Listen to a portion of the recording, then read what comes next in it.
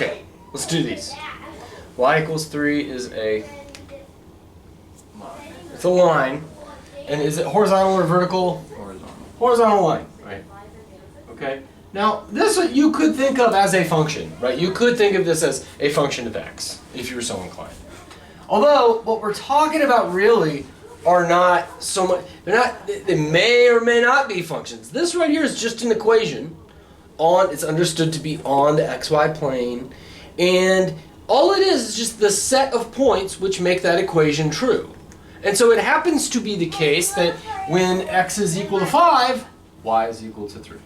And when x is equal to 1, y is still equal to 3. And it's just all of these points that lie on this line do satisfy that equation, which is, that means that makes that equation true. As long as the y value is equal to 3, it doesn't matter what the x value is. And so all of those points make that equation true. Now, x equals 2 is a vertical line, and it goes through here at 2, and it's just, again, it's just the set of points which make that true. Now, if we're thinking about this as a function of x, you can't write that thing as a function. You could think about it as a function of y. You could say f of y equals x, and then that's a perfectly good function. But now instead of a vertical line test, you'd be talking about a horizontal line test, but that's not really the point, right? It's in this case, we never said that these are functions. We're just talking about equations. And we're talking about the points on the plane which make them true. And the same thing is true. When y is equal to 7, if x is equal to 2, then that's a point on the line. If y is equal to negative pi, as long as x is equal to negative 2, that's a point on the line, and so on and so forth. All of these points that lie on this line are good to go. Now, obviously, since I'm using r and theta, we're no longer talking about necessarily the xy plane. Now we're talking about polar coordinates, but we're still talking about, in this class, we're always talking about the plane.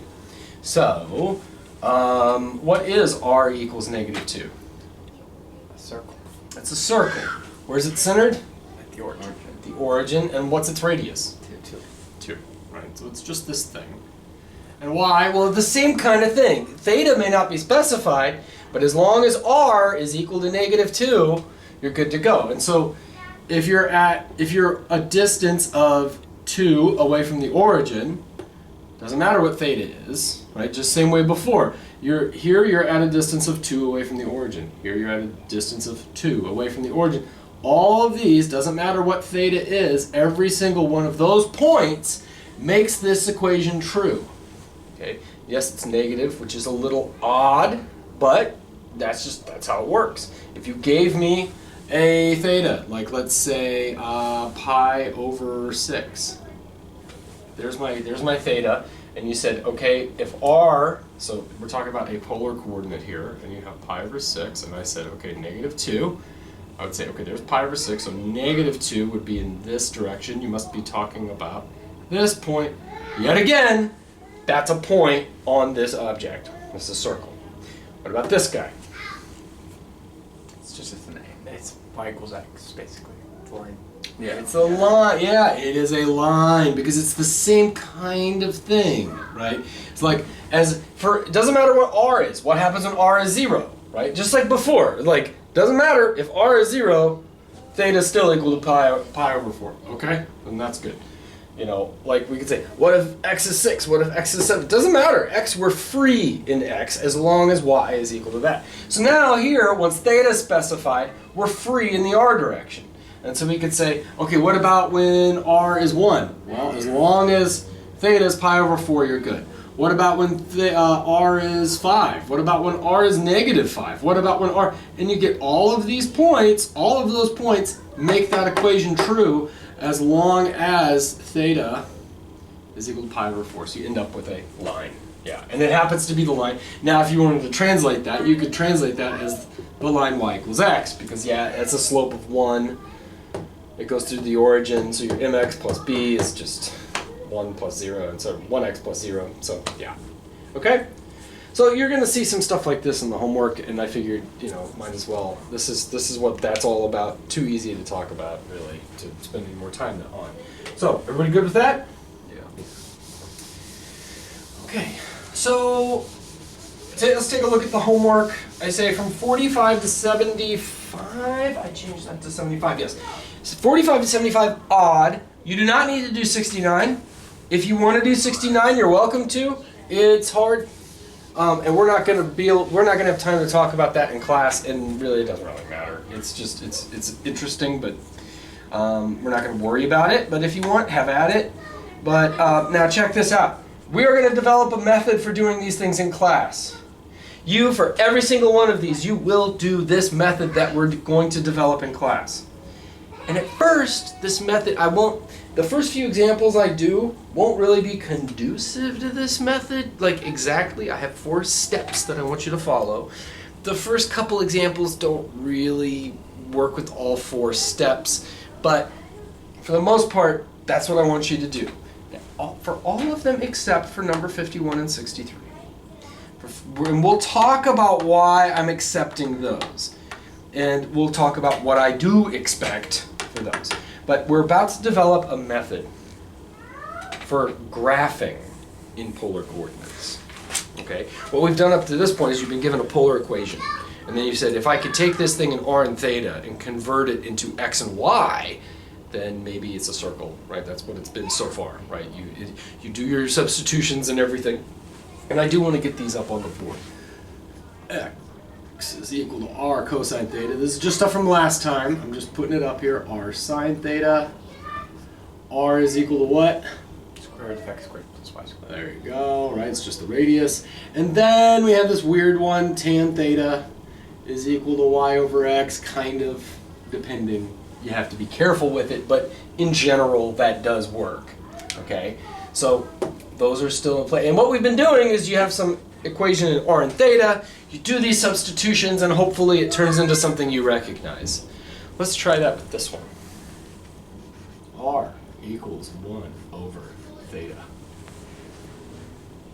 That is an equation in a polar equation, and we want to graph it. Well, what we've done thus far is we've just changed it. So r would be the square root of x squared, y squared. 1 arc. Yeah, there you go, right? If tan theta equals y over x, then theta, in order to get that theta to pop out, we take arc cos of both sides. Well, which one? I'm sorry. Arc tan, right, okay, let's do it. Now that I've butchered what I just said, let's just be extra clear here. Since that's the case, I have to take the inverse of tangent to make that theta pop out. So I'm going to take arctan of both sides. Sorry. And so that makes a theta pop out, and so I get arctan of y over x, which is this. Arctan y over x. Now, graph that. Good luck! And so maybe you get creative and you're like, okay, hey, actually, you know what? If I bring him upstairs, I would have arctan up here. And maybe I'll bring him downstairs, so that's like 1 over this right here. And then I say, well, ooh. I could get the y and the x all by itself by taking tan of both sides. So I do that, and it makes this pop out. I'm not going to go through the motions, but now you have tan of 1 over, and you think, aha!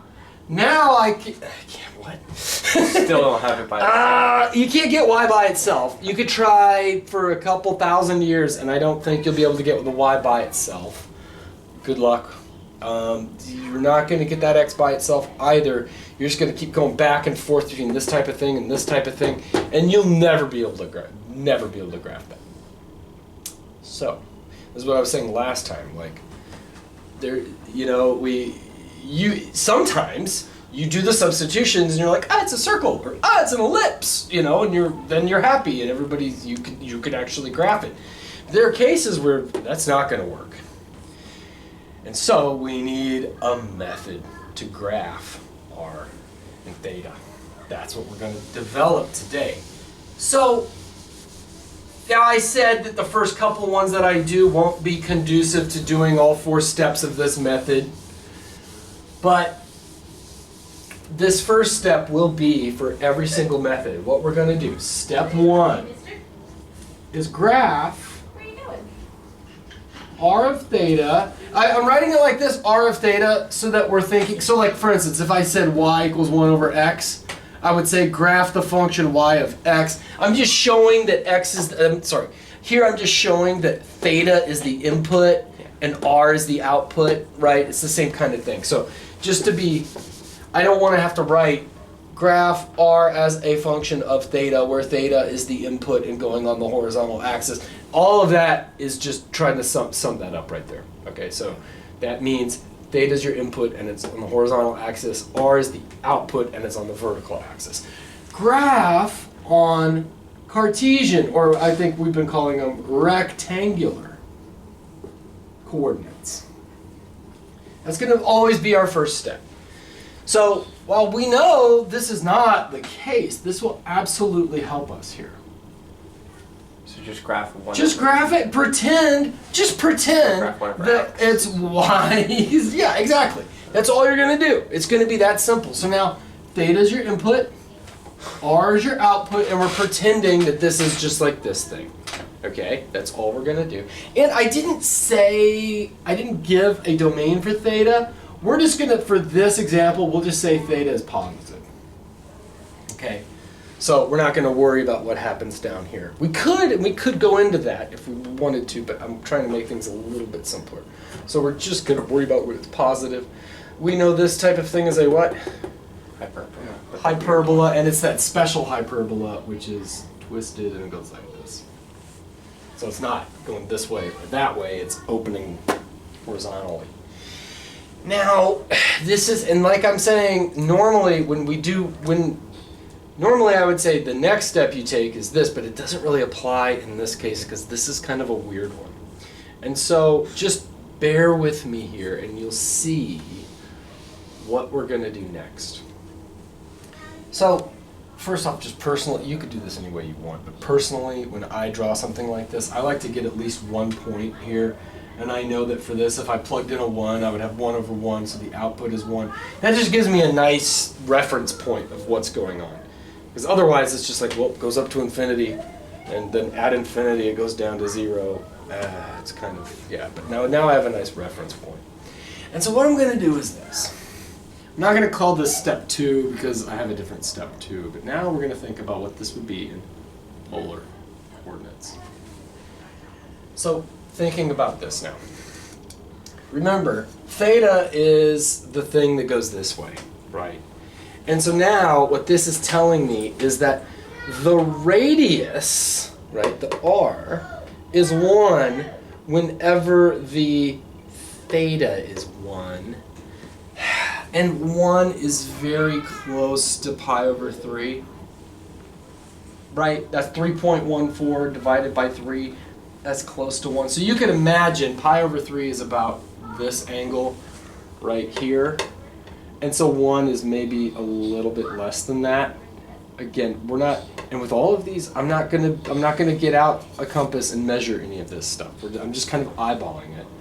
And I'm gonna, just like last time, I'm gonna say that the 11 is 1 in this case, right? So this is 0 and that's 1. And what this tells me is that when theta is equal to 1, so when it's about here, then this thing should be at 1. Okay, so now I have a nice point right there. Everybody see what I did here? Yeah. Right? Okay, and that's what this means. That's what this is. This has nothing to do with the actual graph here. Because, again, this isn't polar coordinates. These are rectangular coordinates. But this is going to help me now, because now I can see the trend of what happens. As theta gets bigger, I can imagine what's happening. As theta gets bigger, this thing happens, right? Eventually, theta becomes pi, and then further out it becomes 2 pi, and further out and so on. And I can see what's happening, right? As theta increases, what happens to r? It gets tinier. It's decreasing, right? So it's starting here like this, and as I go, it should be getting smaller and smaller. Never quite gets to 0, does it? Never, I mean, when does it actually get to 0? Well, at infinity. So But the idea here is now I can see what's happening, right? As this goes, the radius should decrease as I, and indeed, spiral around like this. Right? And it should go on and on and on forever. I should be able to zoom into that and continue to see it spiraling around. And you see, I didn't, for this particular one, I didn't really bother to do this to like measure anything out. But I could tell just by this, and everything I just said, what it should generally look like. Qualitatively, this is what's going on. Yeah. And then it goes... Now, here's the hard part, right? As we take theta down to 1, down to 0. So we're at 1, and as I take it down to 0, now it's increasing, isn't it? So, like if I bring it down some, it should go out further. And as I bring it down more, it should go out even further. And there's a lot of different ways you could reason to draw this. If you drew it, well, what it actually looks like is kind of like this. It's pretty much flat. You wouldn't know that. You know what I'm saying? So if you drew something like this, just kind of, because that's what you assume would happen. You're like, well, if I drop it down, it goes out a bit. Drop it down some more, it goes out some more. Drop it down some more, it goes out some more. That's plausible. What it actually looks like is it's more like a straight line. What's not plausible is to draw it like this, going out in that direction. Because that would mean, well, maybe it is kind of, you can imagine if it shoots up really, really, really fast, then as you bring it down, it could, just as long as it's going this way, I'm okay, right? Like, and this is the thing about, this is like I said, with this graph here, this isn't really conducive to a multi-step thing where you get something that you're sure that's how it looks, because there's some ambiguity here. It's like, how fast is it going up? Is it going up so fast that it shoots out? Or, we don't really know. But generally, this is the answer right here. This is what that looks like. Questions on this?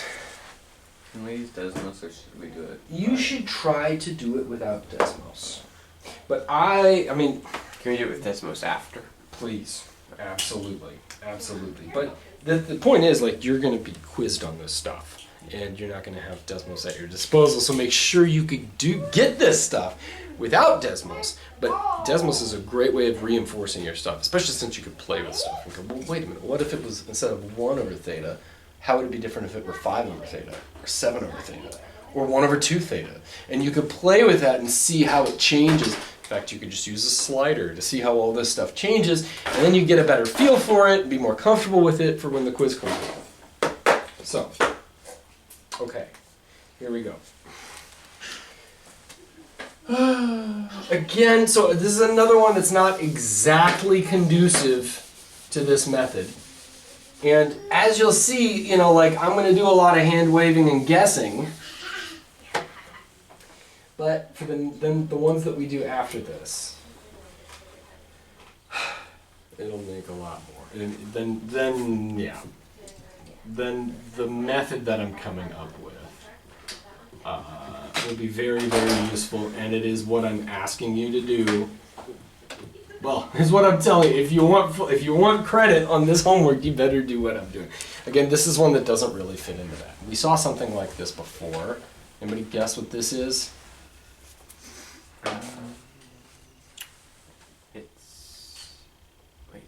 Because you had stuff like this in the last homework. And real quick, what you could do, and this is not what I want you to do for this homework, what you could do is say, well, r is equal to root x squared plus y squared equals -2 times.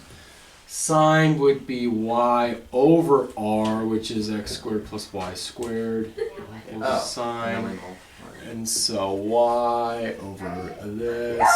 Multiply both sides by the root to make the root disappear. You could also say that by bringing him up into the denominator, up into the numerator. You have to complete the square. Then you complete the square, and I'm not going to do that. What you end up getting is x squared plus y plus 1 squared equals 1.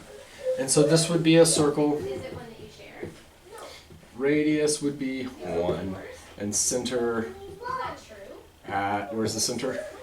0, 0, 1. 0, negative. There, good, very good. 0, negative 1, okay? So that's what that should be. You're not going to do that in this one, okay? This is not the way I want you to do this.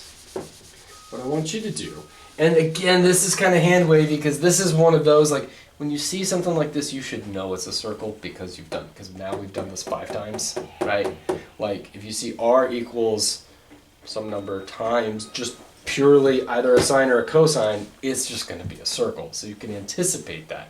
Knowing that, now what you're going to do is, again, what did I say? What's the first step? Step 1? Graph down Cartesian. Graph it on Cartesian coordinates. That's negative 2 sine theta. So instead of coming up like that, he's going to come down like that.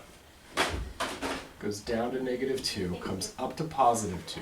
Another thing that's going to be very useful is to label all the maxes and the mins and all of the zeros. So there's that. And now what we're going to do, I'll leave that there.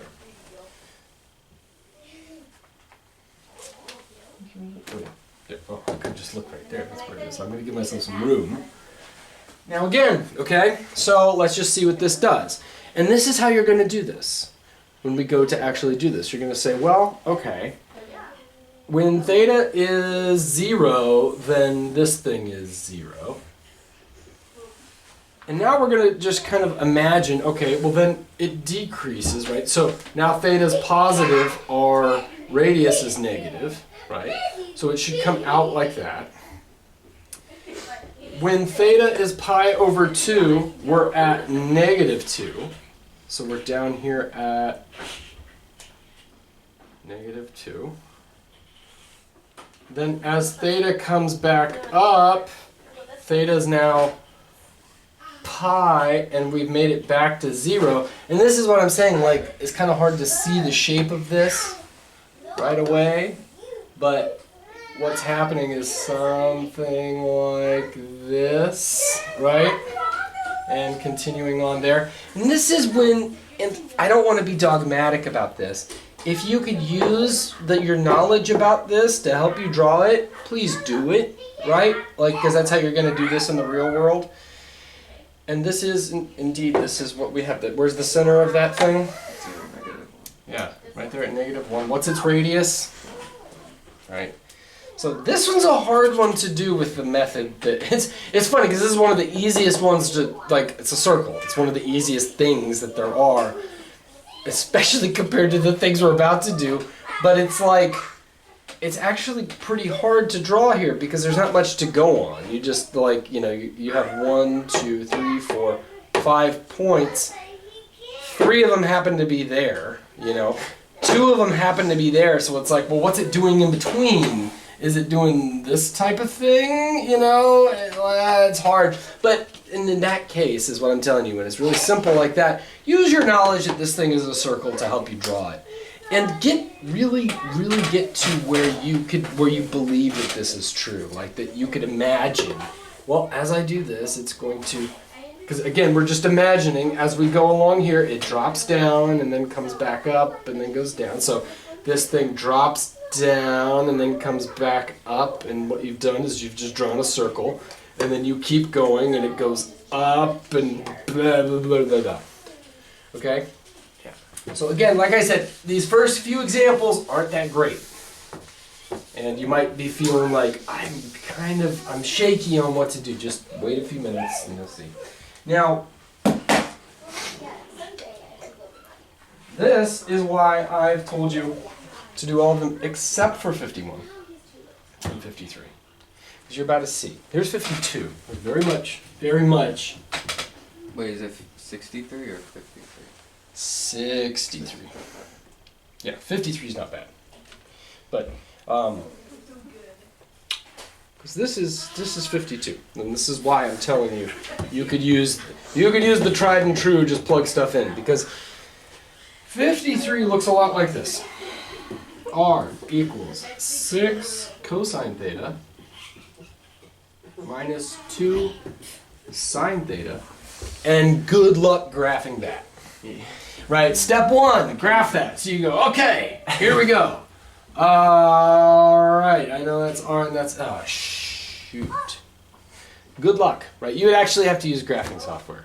Or, I mean, well, not necessarily. You could figure that out, but boy, that's a real pain. And so in this case, it's like, well, hold up. So you saw the first case we did with R is 1 over theta. You plug a bunch of stuff in and you go, what? You know, like arctan of then the square roots. I have no way of doing this. In this case, if you do plug stuff in, what you get is root x squared plus y squared equals 6x over the root x squared over y squared, 6y over the root. Multiply through by the root x squared plus y squared equals 6x. Peter? Now I have to complete the square twice. Yeah. We did. And you keep going, and what you end up getting is x minus 3 plus y plus 1 equals 10. What? That's a what? That's a circle. You should divide by 10. But then there's no... But then it's stretched by the same amount. Yeah. Even if you did, right? So yeah, you'd be stretching by root 10 in this direction, but also by root 10 in that direction. So this is just a circle. Turns out to be, yeah. But trying to figure out how to graph that, it's like, yeah. So for 51, you could just do this type of thing, figure out what it is, and then graph it. That's fine. That's fine. And with any of them, if you're having trouble doing it, you might want to convert into those, and maybe that'll help you. Maybe it'll make your life much worse, like with our first example. But the thing is, I still want you to go through these steps, which we're about to go through right now. Okay, everybody with me? Okay. Yeah. Number 54. R equals, and the way they've written it is this: 1 plus cosine theta. And so when you go to graph this thing, it would be a terrible way to try to graph cosine and then add 1 and then multiply the whole thing by 3. I think it's much easier to just think of this thing as 3 plus 3 cosine theta. So, step 1, graph it in Cartesian. So, I'm going to do this. I'm going to start by saying, well, hold up. I know cosine looks like this. Well, first he's stretched by 3. And then he shifted up by 3. And so that's when I'm going to do that. So there's theta, there's R. And so he goes from here, what is that? 6, and he goes down to 0. Right, down to 0. And back up. Now, this is where you're going to really make your money here. Since this was at 0, then where's the new middle? 3. Which means that this point right here is what? Cos minus 1. Where were these points? Pi over 2. Yeah, there you go. Pi over 2, making this point what? Making this point... 3 pi over 2. What? 3 pi over 3 pi over 2. Making this last point... 2 pi. There you go. That is going to help you so much with this homework. Being able to identify these inputs and outputs here. Because now, okay, step 2. So, 1. Sketch in rectangular. Okay, so that's step 1. Step 2. How did I say this? Identify. Identify. What do I call them? We'll call them important.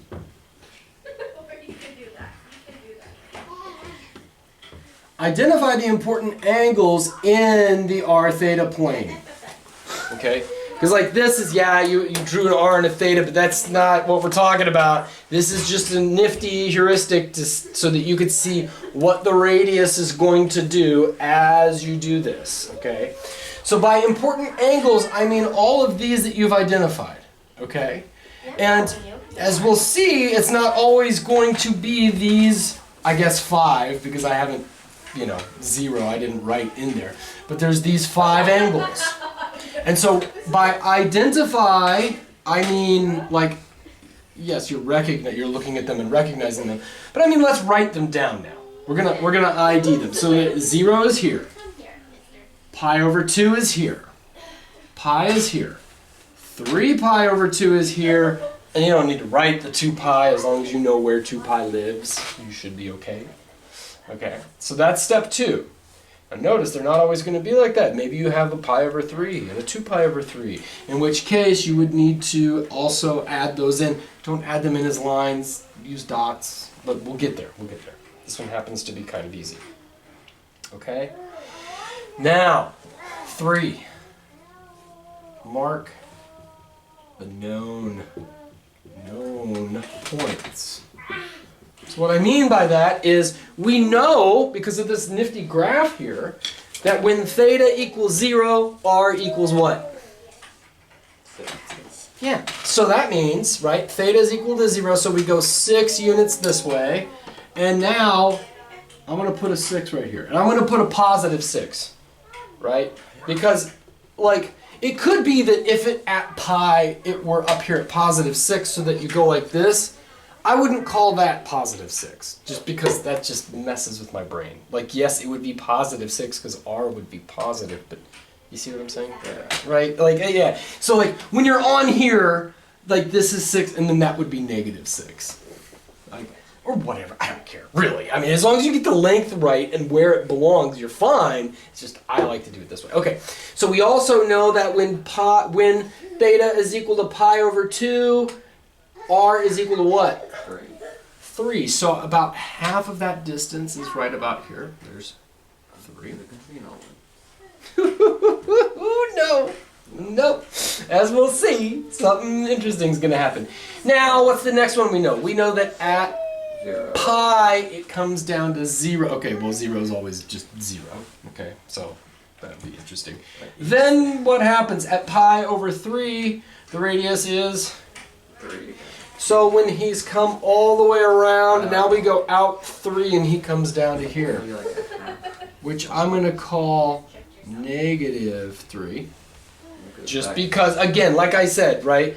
Like, yes, it's the radius is positive 3, but that just means that we're going in that direction, in positive that direction. I like to call them negative. If that messes with your brain, sorry.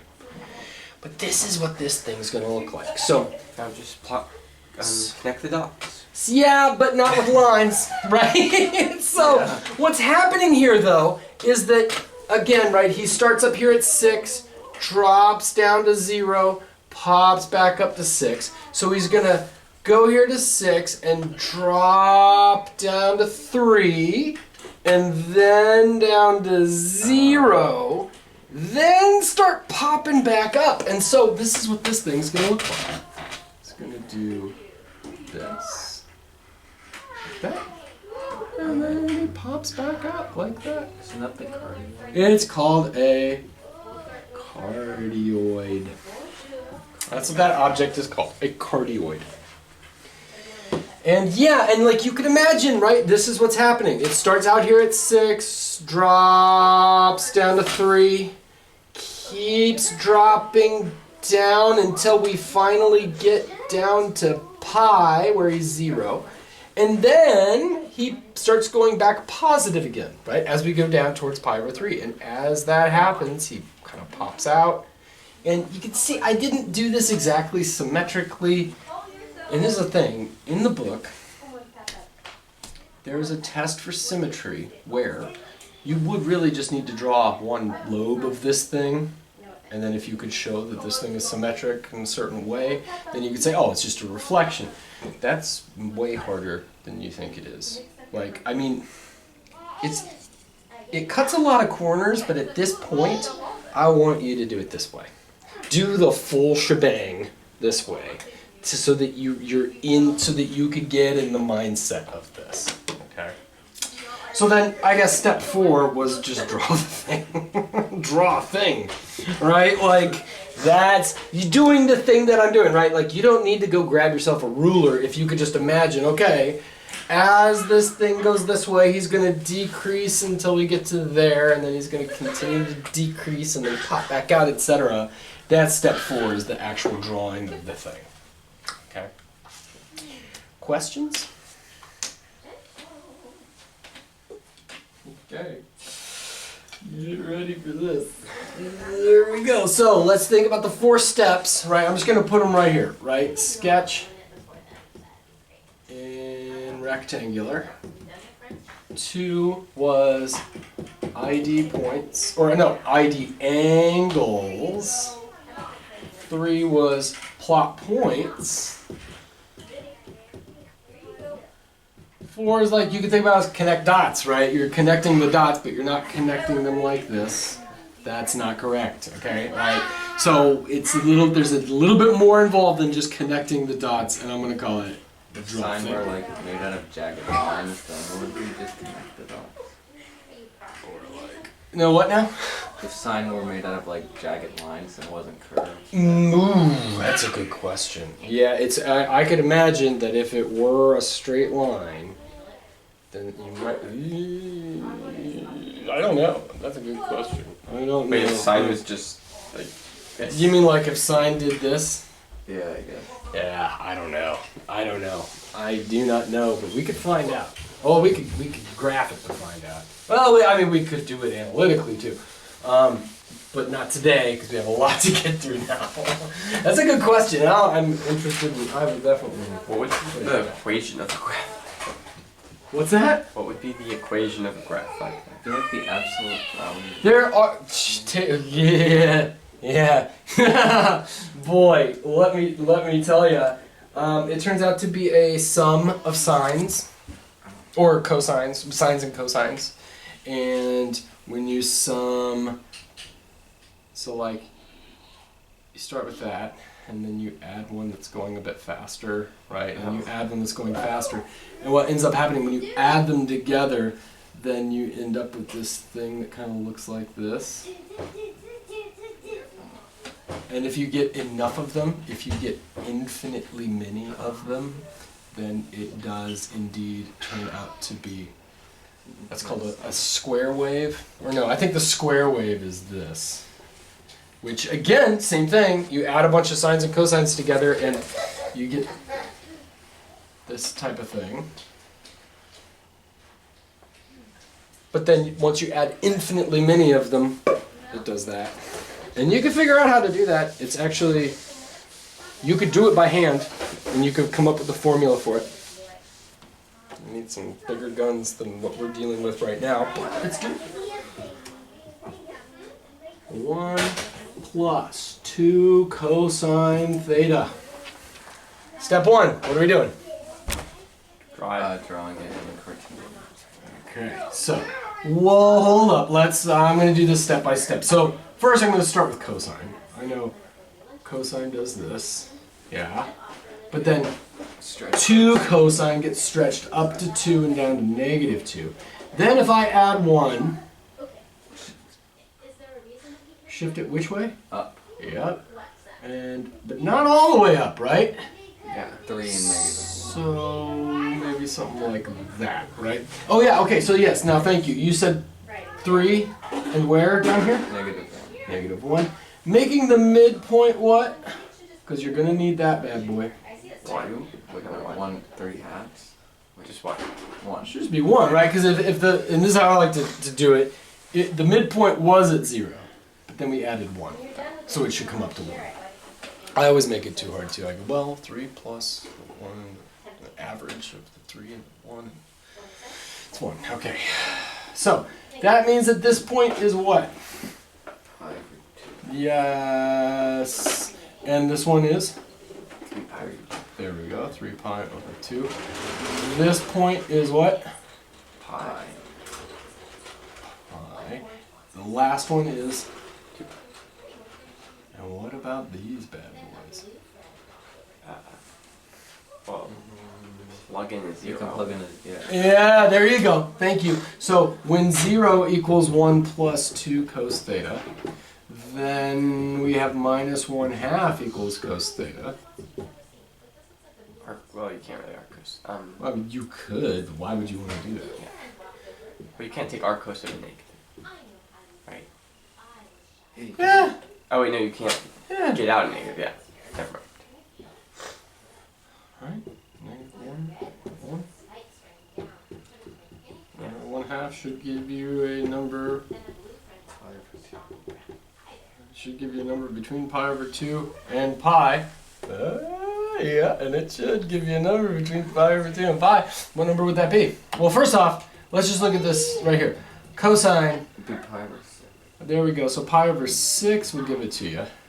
So if we're in, if it's Wait, over, pi over oh, it, yeah. thank you, pi over 3. So if it's over 3 and we're in the second quadrant, It'd be 4 pi. 5 how pi about over 3. 2 pi over 3? Okay. For this one right here. And I'm going to go ahead and do this. 2 pi over 3. What about this one? Okay, 5. How about? So 4 1 pi. pi over 3, Yeah, 2 4 pi over 3, 4 pi. 3 pi over 3, 4 pi over 3. Okay, so that's 4 pi over 3. Now, this is why. So this is basically, this is like the culmination of everything we're doing, everything we've done in this class. Like really, on the final, I could just give you one thing like this and tell you to graph it. And you'll have to go through all of this, right? I mean, like, and then get this. Remember that thing I told you to memorize like day 1? Well, now we're IDing the angles. And guess what's going to be really important? That you have a good idea of where 2 pi over 3 and 4 pi over 3 are. Because watch. So we're going to ID all of the angles. Okay, so we have 0, pi over 2, pi, 3 pi over 2. And we also have 2 pi over 3 and 4 pi over 3. I know 2 pi over 3 is right here. And I know that 4 pi over 3 is down here. And that's going to be so useful for getting an accurate representation of this thing. So now, plot points. When we're at 0, our output is... So when theta is 0, our output is 3. So I'm going to make this... And I also notice 3 is the biggest it gets. So I'm going to go ahead... I don't want to do it right here, because then it's just going to get smaller. So I'm going to go ahead and say, okay, 3. What about when it's pi over 2? The output is 1. So I'm gonna exaggerate it a little bit. There's 1. Okay. Now when we're at 2 pi over 3, It's 0. it comes down to 0. Wait, Then what happens at pi? Now that theta is pi, it's still Negative 0. 1. Oh, wait. Oh, yeah, it's negative 1. negative 1. I didn't draw that very well, but that negative 1 is right there. So which direction is it? To the left. Wait. No. Oh. Yeah. See? So here it's at 3 because it's positive. Shrinks down to 1 right there. Shrinks down and we're coming down. And now it's negative. We're pointing at pi. But the radius itself is negative. So he comes back here. Ooh, isn't that tricky? Yeah. And then we're back at 0 when we get to 4 pi over 3. Yeah. At 3 pi over 2, we're at 1. which is actually in that direction now, so that Yeah. looks good. But he's at negative 1, sorry. And then finally we come back out to where we started. And the way this thing looks, this is the easy part, is getting the, yeah, this thing does that. And then it goes to 0 first. Then he goes to 0, and this is the thing, right? Because watch what's happening, right? We're starting here at 3. Remember, this is all that's happening. We're starting at 3, we're dropping down as this goes. So, starting at 3 and dropping down like that. And now, when in the time that it takes to get from here to here, he drops down to 0. So that means that this line can't pass this right here, can it? Right? Because by the time it gets from here to there, it should be 0. So it goes down really fast. And what I'm getting at though is if we went in the opposite direction, as we start to bring it this way, he should come up, right? I'm doing this terribly. Let me try to do it like this. As we turn it, it should come up. The idea is that this should be tangent to that right there. Okay, so like he drops down and then just touches it right there. So in other words, if you thought about this point as like being a particle, if it shot out this way, at this instant when he's coming out of the origin, he's heading in that direction right there. Okay?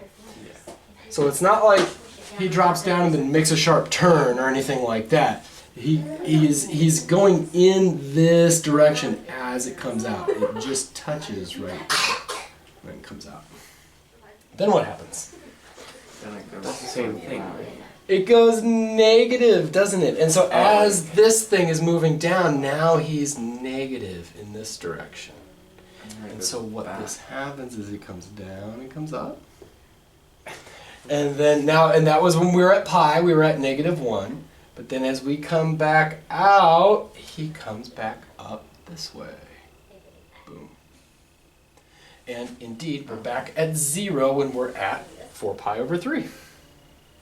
And then as we come out of 4 pi over 3, now we're positive again. And so he's going to come out tangent to that thing right there. Right, like that. And then back up. And you'll notice I didn't do that very well, right? That's how yours are going to look. But what I'm looking for is that this thing doesn't go past this line, because it can't go past that line, right? Like, the only way that that could happen is that you had some angle that was over here, and R was positive, but when theta's between 2 pi over 3 and 4 pi over 3, the angle is negative, and that's why, or I'm sorry, the R is negative, and that's why that happens. Okay, everybody get that? So what's that called? an inverse cone. Limaçon with, I think it's called with a loop. Is that right? I wrote it. Limaçon. With inner loop, with inner loop. What does that mean in English? Don't care. Don't know. Never seen this name again in my life. Okay, but I mean, you see these things, but you never call them that. You're just like, oh, it's one of those. So try to find a shape I can name it. Sure. Yeah. You find a shape that nobody's ever found before. You can name it like turbo. Explosions. I don't know. Something.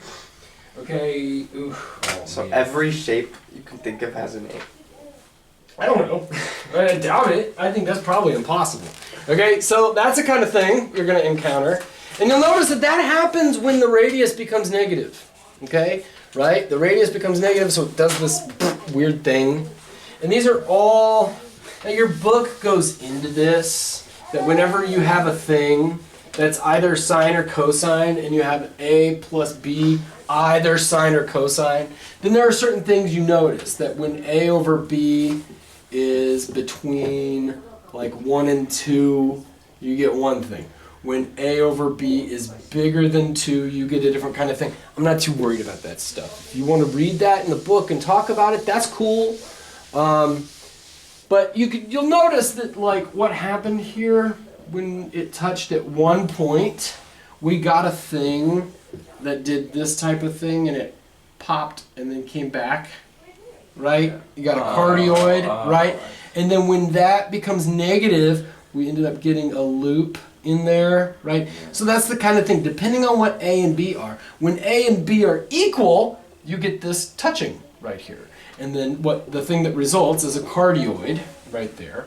But then as it gets bigger, this dimple gets less and less pronounced.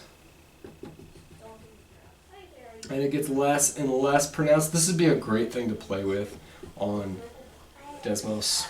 You get your A and your B and just start sliding them around. And then you'll notice eventually when they get big enough, then there's no dimple anymore. It still gets kind of, it actually still gets kind of flat right here, but there's no longer a dimple. Which means that the set itself is something called convex. So like if something's convex. This is not convex because any 2 points on it cannot be joined by a line without going outside of it. Oh, I see. You see, so like this inner part right here, there are points where you cannot join them by a straight line without going outside of that.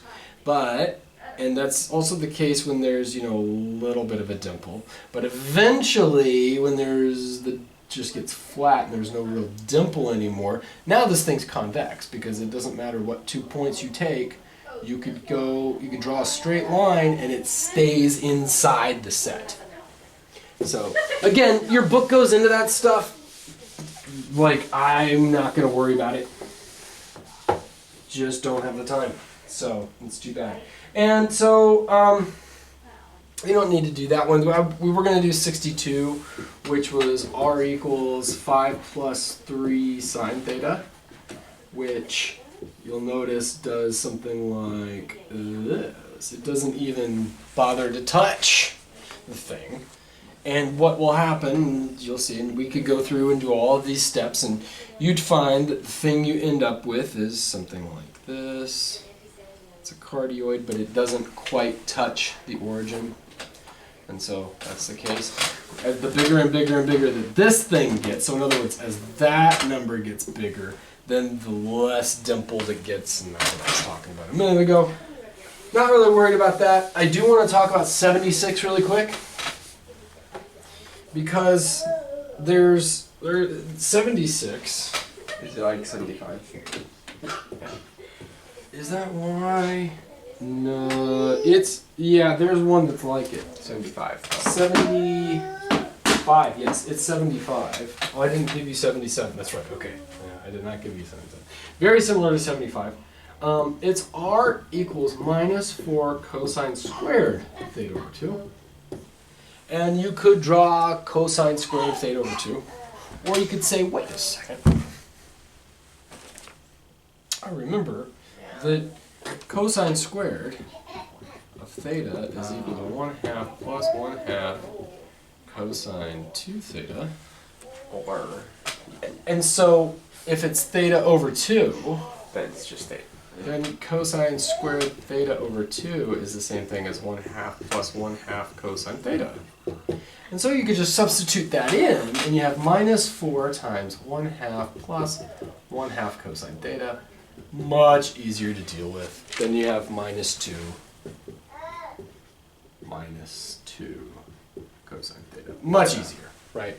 So sometimes you see those, and it makes your life easier, right? To use a trig substitution, right? To say, well, wait a second, hold on, can I rewrite this thing? Yeah, I can rewrite this thing. Does that make my life easier? Yeah, okay, run with it. That's great, do that. But then there are cases, like 66, where that's not going to make your life easier. In 66, we have r equals 2 sine 4 theta, and you think, wait a second, I remember, we have a sine 2x is 2 sine x cosine x. And you do it twice. And then you do it twice, and so we start off with sine 4 theta, and we get 2 sine 2 theta cosine 2 theta, and we're halfway there, because now we need to do it with each of those, and you start to realize, wait a second, if I'm going to try to draw this, that's going to make my life miserable. It's actually much easier to just draw this. So let's just draw that, right? So do use trig substitutions whenever it helps you, but if you start to make one and it doesn't help you, just quit and just, yeah. So this is going to be very, very hard. This one's going to be very, very hard. Number 66. Yeah. Yeah. So 2 sine something looks like this. Okay, it goes up to 2 and down to negative 2. Stretch it. But no, that compresses it. But it's compressed. And so if 4 theta, when does it achieve 2 pi? When theta is equal to, how about pi over 2? And so, here's pi over 2. Yeah. We haven't even gotten a quarter of the way there yet, have we? Oh. Like, if you were to just do that and translate him over, Yeah. you'd be like, okay, here's this, and it does whatever it does, And then you're like, all right, I'm done. Oh, are you? No, you're not. You've only done a quarter of the thing. So, and this is what I'm going to suggest to do. Like I said, your book does say you could make symmetry arguments here. And you could argue by symmetry, and once you find a certain thing. But again, I think when you're first learning this, it's actually worth it to just do it the hard way. And here's the hard way. 1, 2, 3, 4. So here's our first. Pi over 2, and then how about pi? And then how about 3 pi over 2, and how about 2 pi? But we could really do some shortcuts here because check this out. We're going to get everything we need right here. I'm going to say, okay, half of pi over 2 is pi over 4. And then we have, I'm not even going to bother with them because I know that it's halfway between pi over 4 and pi over 2. Right? And so what I could do now is I have a general idea of what's going on. And I could say, okay, if I ID the angles, I could ID all the angles that I need. And we are going to run a little bit late because we do need to get through this. So we have pi's over 4s. Of course we have these guys. That's always going to be the case. Well, probably always going to be the case.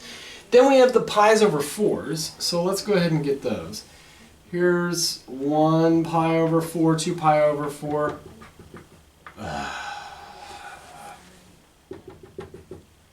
3 pi over 4, 4 pi over 4. 5 pi over 4, 6 pi over 4. 7 pi over 4. Now, all of these others are by pi's over 8, right? So it would be halfway between this and this. And so I really don't, I'm not even going to bother to label them because that's going to make this look really ugly. But what we're going to see really soon is that you're going to see a nifty little pattern, and we could guess what's going to happen, okay? So first off, now we're going to plot some points. And we're not going to do all like 90 of them. I'm just going to say, well, wait a second. He starts at 0, and then comes up to equal 2 when we're here at pi over 8. So I'm going to go ahead and draw this as my 2 right there at pi over 8. Then he drops back down to 0 at pi over 4. And then when we're here, it's a -1. So he has to come through and go here to negative. But then as he keeps going, it comes back to 0. And that's the thing that we're noticing, that it's going to bounce between +2, 0, -2, 0, +2, 0, -2, 0. And it's always on the eighths that these things are positive or negative, right? There's 1 pi over 8, 2 pi over 8, 3 pi over 8, 4 pi over 8, 5 pi over 8. These are all the ones that we don't have like nifty trig things for, and they're all the weird ones that I drew here. So what we could do is just kind of go along with that and say, okay, well then it comes back down to 0. And now we're up here. And then he's going to be +2 out here. Drop back down to 0. -2 down here. Drop back down to 0. +2 over here. Drop back down to 0 now at pi. And you know, you're probably going to say, you know what? Just do this. Right? Like, I see what's going on. At some point, you're going to say, yeah, all of it should work out that way. I would, as you're learning this, I really would just do it. Just go all the way through and do it. Because how do we like show our work for these ones? Because you just better get it right. No, I mean, like, if you've drawn this, I'll know that you've done, I mean, like, I'm going to trust that you're going through this because you want to, like, learn this stuff. But I mean, really, you could just draw this and then type it on Desmos and be like, sketch this. But don't. Like, you really try to learn this stuff, you know. So, what happens now? Okay, so we plotted the interesting points. Now, this thing starts at 0, and as he goes up to pi over 8, he comes out to 1. So he comes out like this, And then as he comes up to pi over 4, he comes back to 0 at pi over 4. So he's going to follow that line down to here, right? He's going to come out, yep, like that. Then what happens? Well, as we come up to here, he drops down to here and then makes his way back up. And so on and so forth. And he goes out like this and back, and then out like this and back, and out like this and back, out like, where is he going? Now he's going here. Wait. Oh yeah.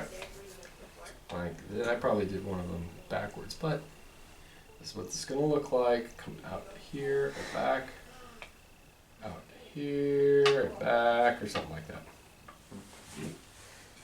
I think I did one of these prematurely, but that's the idea. You'll notice 4 theta, we have 8 spokes. It's called an 8 something flower. I don't know. But if it were 2 theta, if it were a sine or a cosine of 2 theta, how many petals? Yeah, there's going to be 4. So if it's 100 theta. If it's 100 theta, how many petals would there be? 200. There you go. Okay? And that is the case. Okay? So, this is a hard one. This is a very hard one. And I do suggest that with ones like this, that you actually do this. And just do it a couple times. It's kind of a pain, but I think you will get some benefit out of it, out of doing it that way.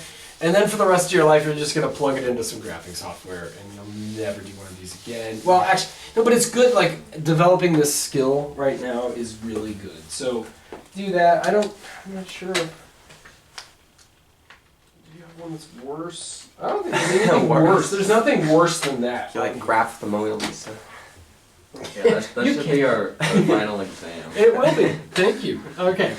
Now, finally, just a real quick one. Look, R equals e to the 2 theta, where theta is bigger than or equal to 0. Oh, I think I saw this.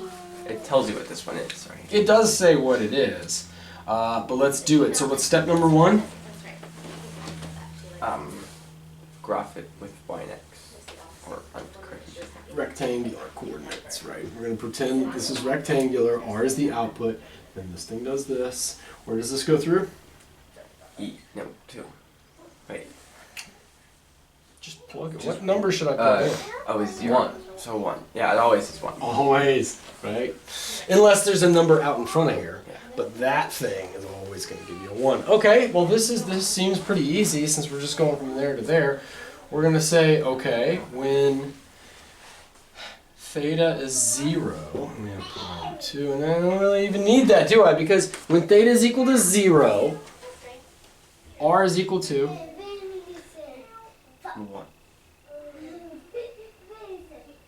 And so now, as theta flies around here, Gets small. it gets what? Oh, bigger. R just gets bigger. And so, Like the golden mean. Not really. I think this is called a logarithmic spiral. Oh, yeah. Yeah. And so, there you go. And, but let's say that it works. So that's the case for that. What if we said just that theta is just in R? What happens? Well, it just goes the other way, too. Yeah, and so let's think about it, right? Then now as theta takes on negative values, now that means theta is running in this direction. And as theta runs in that direction, what happens to the radius? It gets smaller. It gets smaller, so Yeah. it looks something like that, right? And with these, like, Forever. here's the thing, so help me, if I look at your graphs and they look like exactly what the book has done, I'm going to be so upset with you. Like, you know, like the book has something like for these, it has something like, it has all this stuff, which just, oh, so help me. If I see this kind of thing, when have I ever done this, right? So I better not see anything that looks like this, right? Like, I get it. I get that, like, you don't need to, that's way too much. Just qualitatively, what's happening here? Well, this one's getting bigger. Okay, yeah. And, like, and really, it'll be so big that you can't see it. I remember one time, man, there was weird, it was like, graph this, y equals, it was like sine of, like, 8x. And so help me, this is what I saw on the homework.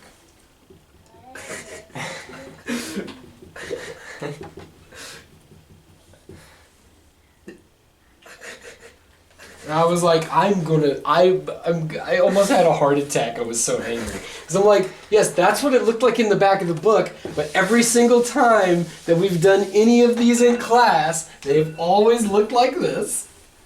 And then we measure these points right there, right? So this is what I'm telling you, like, it shouldn't look too much like what's in the book. It should look like what we've done here, okay? So